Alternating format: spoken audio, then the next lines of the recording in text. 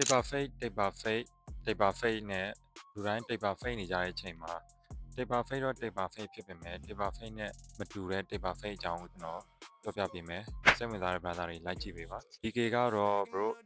မြင်လည်းမြင်ဘူးလိမ့်မယ်မြင်လည်းမြင်ဘူးမှာမဟုတ်ဘူးเนาะသူကတော့အကာကတ်ပဲဖြစ်ပါတယ်ဟုတ်ပါတယ်အကာကကြတော့လူတိုင်းနဲ့တော့ line မှာတော့မဟုတ်ဘူးဒါပေမဲ့ Taper fade ကနေကွဲထွက်ပြီးတော့မှ Taper fade ချင်တဲ့ brother တွေနဲ့ဆိုရင်တော့လုံးဝ perfect ပဲဗျာကြည့်ရလဲကော်ပြီးတော့ fine နဲ့ထားလဲကြလိမ့်မယ်အခုရှိတာရှေ့ကိုလို့တီးချတာဖို့တော့လိုတယ်ပေါ်ပပလေးနဲ့ texture တွေထည့်တာလုံးဝ fine ပြီးတော့ခုခေတ်လူငယ်တွေထားနေတယ်ကွက်တီပဲ outfit တွေနဲ့တွဲဝင်လဲ fine တယ်ဘေးတော့ shadow တိတ်ပါသွားလို့ရတယ်အိုက်တိတ်ပါလို့အဆောင်ညှက်လို့ရတယ်အဲဆိုရင်လုံးဝလမ်းမဲ့ taper fade မဟုတ်တဲ့ taper fade တစ်မျိုးကိုပြောပြပေးတာပါဘာသာတို့